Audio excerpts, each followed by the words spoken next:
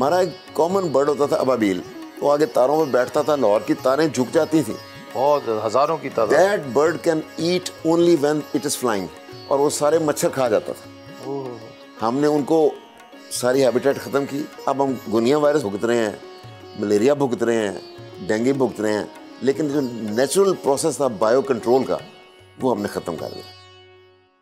मियाँ साहब, aerial spray से जो तबाही मचती है ना, सिंध में तीतर की, कॉटन क्रॉप के ऊपर हो या पंजाब में इसके राइस के फसल पे हो। हमारा ओकाड़ा तीतर का गढ़ होता था। जी हाँ, खत्म हो गया। अच्छा, अब मैं एक बात और कहनी चाहता हूँ, अगर आप प्लीज़ हो सके तो अपने व्यूअर्स को वो आवाज़ सुनवाएं कि काला तीतर जब बोलता है ना, वो आपको इलेक्ट्रीफाई कर देता है। जी जी जी जी जी। बग्गा तीतर जब बोलता है आपको इलेक्ट्रीफाई कर देता है, बिलाशुबा। और इतने खूबसूरत परिंदे हैं ये, लगता है जैसे कोई मशीन के साथ आवाज निकाली जा रही, कमाल की जैसे कोई कुदरत का कोई नलका है, जिसको जैसे पंजाबी में गेड़ना कहते हैं ना, ये आवाज गेड़ने के करीब है। तो मियाँ साहब, उनको हम हमसाए नहीं समझते कि तुम्हें जिंदा रहने का कोई हक नहीं। अच्छा, मैं इसमें अगर कथा कलामी की आप मुझे इजाजत दें थोड़ी सी, मैं खुद शिकारी हूँ, आप भी शिकारी हैं, आपने सारी उम्र शिकार किया, कहीं ऐसा तो नहीं कि फी ज़माना जो शिकार हम करते हैं, हम तो ये महसूस करते हैं कि हमें जो कहा जाता है कि भाई आप ये जो कुछ कर रहे हैं ये हार्वेस्टिंग है, आप हार्वेस्टिंग करते हैं, और हमें 6-6 का बैग कहा जाता है, हम कभी उससे तजावुज़ नहीं करते। तो कहीं ऐसा तो नहीं कि हम भी ज़्यादती कर रहे हैं? ये सब बात यह है कि ये इतना मिक्सअप हो चुका है मसला कि जो बंदा इलीगल, बेसिकली इलीगल काम करता है ना, वो कोई लिमिट शिमिट क्रॉस उसका नहीं, हमारा भी बेड़ा गर्क कर रहा है। सबसे ज्यादा बेड़ा गर्क जो है ना जी, कि आप तीतर को छुपने की जगह कोई नहीं, गीदड़ भी उसके अंडे बच्चे खाता है, बिल्ला भी खाता है, कुत्ता भी खाता है, चील भी खाते हैं, एवरीथिंग। जाए कहाँ ब्रीड करे। एक बात मेरे ज़हन में और आ गई है, आई वॉज इन ताइवान, तो वहाँ मुझे एक बंदा मिला, उसने मुझे बताया कि बांस का दरख्त 100 साल बाद फूल देता है। अच्छा। जी हाँ, it flowers after 100 years of age. तो मुझे कहने लगा कि मैंने 2 दफ़ा फ्लावरिंग देखी है। मैंने कहा वो कैसे? कहता है एक दफ़ा जब मैं 4 साल का था और अब मैं 109 साल का हूँ। तो ये बातें हम लोग अपने बच्चों को नहीं बताते, हमने बच्चों को और तरफ लगा दिया कि कंप्यूटर ठीक है, यानी मेरे बेटे पोते ये दरख्तों पर चढ़ना भूल गए हैं जी। अच्छा, आपने दौरान गुफ्तगू जुगनू का तज़किरा किया था जी, नीलकंठ का जिक्र किया था, रात तोते का जिक्र किया जी, ज़रा वो भी बताइए। देखिए जी, रात तोते की ट्रेजेडी ये है कि वो बोलना बड़ी जल्दी सीख जाता है। उसकी जो तबाही है उसमें वापडा के जो सीढ़ियाँ ना जी, सीढ़ियाँ, उन्होंने बड़ा अच्छा रोल प्ले किया है कि वो दरख्त के पास जाके उसको ऊपर किया और उसमें से उसके चिक्स निकाल लिए, और वो बड़ी जल्दी सीख जाता है। तो वो 40-50 हज़ार रुपये का एक चिक बिक जाता है जी। और अब मेरा नहीं ख्याल, ये वापडा उसके पास जो सारे बर्ड थे ना जी, यहाँ बहुत होते थे, मैंने अब नहीं देखे। इसी तरह जो जुगनू हैं जी, मेरी बेटियाँ खेलती थीं, कोठी के लॉन में आते थे, अब मैंने नहीं देखे लाहौर में किसी वजह। It's an insect. जब आप फॉगिंग करते हैं, स्प्रेज करते हैं, इंसेक्टिसाइड, पेस्टिसाइड, आपने मार दिया जुगनू। अगली नस्ल को क्या बताएंगे हम कि जुगनू क्या होता है? जुगनू भी कुछ होता था। और मियाँ साहब, इसमें मैं थोड़ा ये बताऊँ आपको, इसमें मैंने काफ़ी काम किया है। देखिए, 2 बातें हैं, बिजली है आपके पास, लेकिन अगर बल्ब नहीं है तो आप रोशनी नहीं कर सकते, बेकार। इस इंसेक्ट के पास, इस कीड़े के पास बिजली का बंदोबस्त भी है और उसको लाइट करने का बंदोबस्त भी है। It's Marvel of nature. हम लोग कदर नहीं करते यार कि ये जुगनू है, देखे तो सही क्या चीज़ है, उसके ऊपर स्टडी होनी चाहिए। मियाँ साहब, मेरे पास पड़ा है पूरा, मैं आपको दूंगा, उसकी रिसर्च पर भी पड़ी हुई है। और दुनिया में इसके 3 कलर्स निकलते हैं जी, light green, yellow and very light orangish.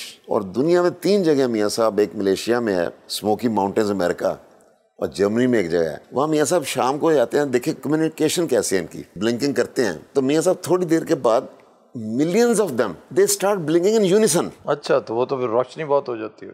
हज़ार सियाह वहाँ खड़े होकर इस नज़ारे को देखते हैं। वाह वाह वाह। हमारे पास हॉर्न आउल आते थे, अभी भी कुछ जोड़े बचे हुए हैं।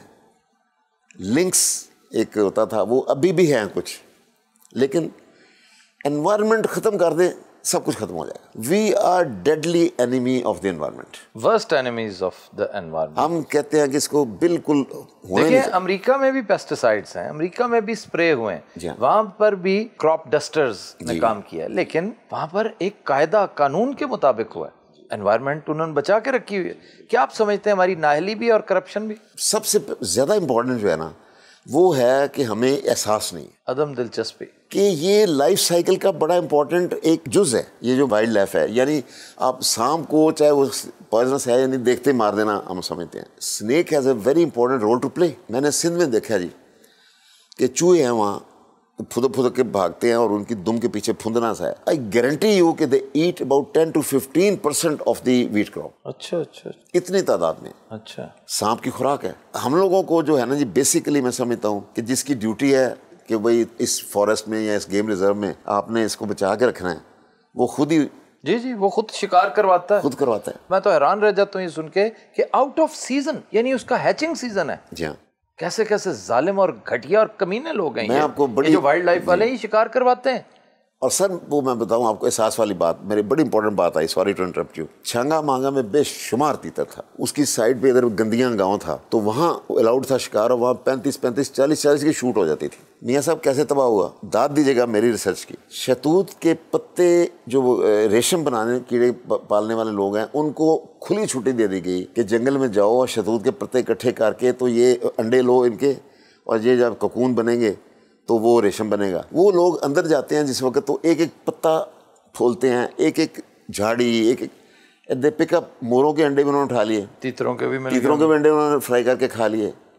नील गाय के बच्चे पकड़ के ले आए, जो बच्चे बहुत छोटे हैं, पाड़े के बच्चे पकड़ के ले आए। This is indirect apathy. मैंने जिमखाना क्लब में कोशिश की, I talk to WWF director general. बड़े नालायक लोग हैं सर, बड़े नालायक। तो मैंने बात की तो मुझे आगे से वहाँ बड़े एक इम्पोर्टेंट बंदे ने जवाब दिया, मियाँ यार बंदे मारते हैं पर तेन जुगना नहीं पई। अगर आप किस वक्त हो तो WWF इस वक्त जो हमाद साहब हैं वो बड़ी उनकी मेरे साथ गपशप है। लेकिन सर मैंने उनसे एक सवाल किया था जी कि भाई आप जो ढेर सारी तनख्वाह लेते हैं, कभी आज तक आपने एजुकेट करने की कोशिश की है कि कौन सा सांप पॉइजनस है और कौन सा नहीं? सांप को देखते ही क्या करना चाहिए? सर वहाँ ये होता है कि स्नो पैंथर की फ़ोटो लेने के लिए 15 लाख का बजट है जी। यहाँ कॉन्फ्रेंस हो रही है ओस्लो में या कहीं, तो वहाँ गए हुए हैं। मैंने अली साहब थे इनसे पहले, he was a very nice fellow, वो बहुत इंटरेस्टेड भी थे, लेकिन अब वो हट गए हैं। अब एक हमने मुसीबत मोल ले ली मियाँ साहब, सफ़ेदा यूकेलिप्टस, जो हमारा इंडिजिनस दरख्त नहीं है, उसकी मियाँ साहब जड़ें यूँ नहीं जाती, उसकी जड़ें यूँ जाती। And it's a water गजलर।